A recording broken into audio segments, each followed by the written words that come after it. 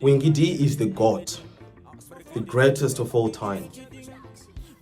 He is the best dancehall artist to ever come out of Zimbabwe. I don't think many people can dispute that fact. I know music is subjective, but I think on that point we can all agree. Nobody does it better than Gafa. He is the god, Mbudzi, Messi Reggae.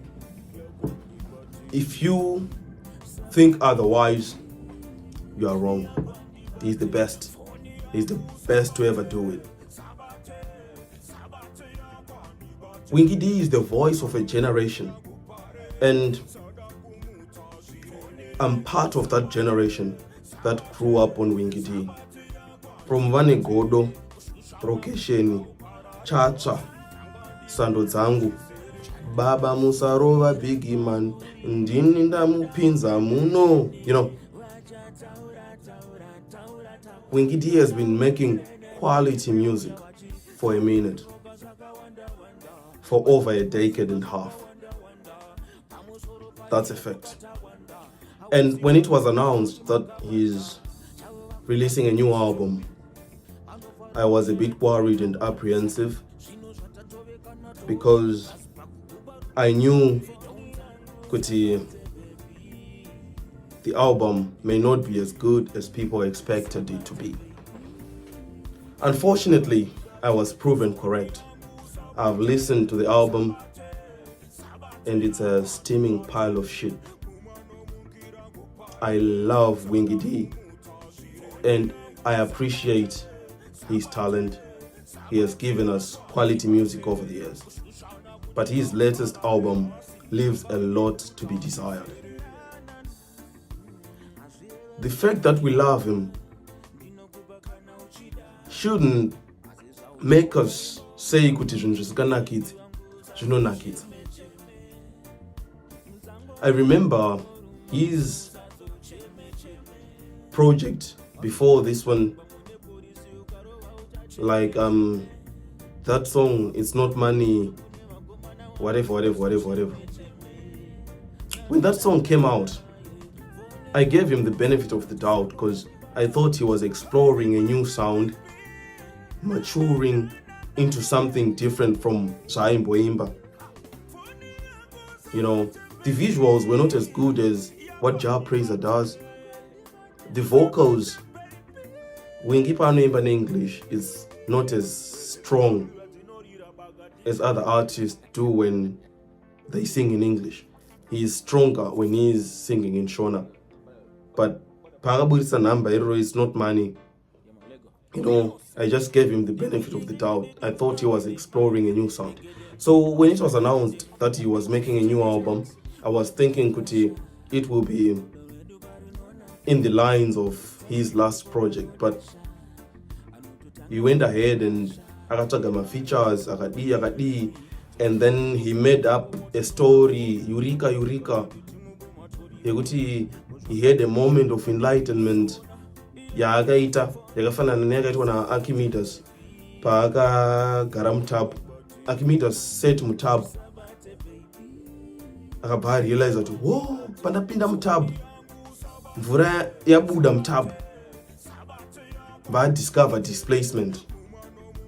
And zvakamubatsira kuti king vaida kubvunza kuti crown yangu, volume yecrown yangu yakamira sei, but it was hard to measure volume yecrown because a crown is not straight. I'm not as smart as those guys, but using displacement you can measure the volume of anything. Eureka. So Archimedes akapinda mutabu akaona kuti saka inini I can put water in a cylinder and put the king's crown in a cylinder. Toona kuti volume yecrown yakamira sei, toona kuti pakashandiswa gold rakawanda sei. Ndopakabva asasi rekuti Eureka. So Winky D akatudza isusu mafans kuti he had his Eureka moment. Akaona kuti muZimbabwe mune kupatsana kwemaopinions. Akaona kuti mudhanzi mune kupatsana kwemaopinions. saka iye ari kuzviti akaonawo his own eureka moment yekuti akaona kuti augadzira album richagadzirisa zvinhu zvese izvozvo. Ndosaka akadaidza vana Holiday nanani. He called a bunch of niggas kuti vafeature because he's trying to foster unity, which is admirable. We need unity as a country. We need unity in dance and whatever. But Winky D, first and foremost, is an entertainer. He may try to be an influencer and tell us all about that good shit, unity, peace, whatever. But first and foremost, the reason why we fuck with him is because he's an artist. And message iri mualbum yake inonanga iripo but isichatoda kunakidzwa. And as an artist kana kafeila kuti nakidza afeila. I love Winky D. Ndiri mfana ndaiteerera top 10 yepa Power FM. Ndichingomirira chete ndinzwe nhamba raWinky D. I remember chatswa payakambogara mumacharts for like 2 months straight. I would listen, and I'm in no ways a hater. But patatswa, this album is a steaming pile of shit. Artist anofana kukura achienda kumberi. Pakaimbwa song yekuti hanzi mafira kureva. As a ghetto youth, I felt offended and slighted. Ko big man vakudhisa champa sei ivo vaimboimba vachikoshesa nekubhiga champa. But I understood him kuti he's now mature, he's now a family man. Saka music yake iri kumature ichienda kumberi kuti iko zvine izvizvi akusika ma-endorsements nema-companies chichichichi. Saka he can't be the same guy anopromota zvechampa nezvema-fights, because music yake ma-first days it was all about violence and weed. Ndakadhila navo 1 ndakadhila navo 1 and he had all those songs vana mzi, you know. But he matured akaiva mafira kureva kuratidza kuti anga achinja kuenda mune imwe direction. But iko zvino izvi direction yaatora, I really don't know what's going on. The album, it's a stillborn. I love Gafa. And mafans aGafa akagara ataura kuti isusu chero Winky D akakosora. We will say poshe kuti it's good, but sometimes chokwadi chofana kutaura. Paakaburitsa manhamba ake ana area 51 chichichichi, he tried to make himself look like an intellectual guy. And iko zvine zvimafans ake akuti kuti unzwisisa album raWinky D unofana kunge ne 5 O levels blah blah blah blah. That's not music. Music should simply speak to the people. Kana song yako ichida kugarirwa pasi ichiexplain waka, it's not music. It's not music. It's being a pretentious snob. That's what he's doing. My questions, zhizhi. Song kana yarira inofana kungonakidza. Yekuti chero mwana mudiki akanzwa song ichirira anofana kunzwa kuti the beat is tight, my lyrics are tight, munhu wese vibe. Album raGafa, I'm underwhelmed. Ndaenda kamirira musi weNew Year. Ndakaudzwa kunzi ndinofana kujoina imwe streaming service. I joined and paid my money kuti ndisubscribe kundimirira album only kuti ndinzwe izvizvi. I would expect this from an upcoming artist. Winky D is the greatest of all time. Ndataura pandatanga video, but this album harinakidze zvachose.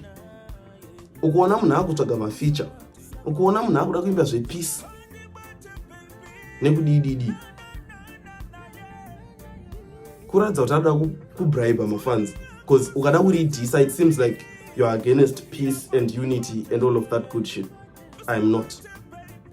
This album is simply underwhelming. It's a steaming pile of shit. And ndiziye kuti paaipinda mustudio vanhu vaimupasando vachiti vanhu vanosimbisana zvinhu zvisiri izvo. Album iri raifanira kusaburitswa, raisafanira kupuwa vanhu. I would have loved it dai angopinda muretirement achienda kumashow achiridza masongs ake anonakidza. Because izvi zvinodestroya legacy, izvi zvinodestroya legacy. Akuenda akunoimba nhamba naHerman hanzi high grades. What the fuck is that? Munhu akaimba mafira kureva akuimba futi high grades. A song which is clearly about weed, achiimba nemufana mudiki. Kuti wakaimba mafira kureva, you are anti-drug, particularly nezva kuimba song inoglorifya drug use muchivande. The fuck, Gaffer, the fuck. I love Winky D's music. He is the greatest to ever do it. But album iriri rinoshata. Hatizvidi. This album is a steaming pile of shit. And if you think otherwise, unosupporta nezvinoshata. But I'm not surprised because vanhu makati chero akangosvika pamike akangoti akangokosora munozvifarira. But this album is a steaming pile of shit. Maybe you come up with something nice later on, but I misfire. This is not it. Artists kuti titange gore nezvinhu zvakadhakwa. I'm just grateful kuti kune maartists muna 2022 vakaburitsa music inonakidza. Iri album damba refu iri. This is not it. This is not it. It's a steaming pile of shit.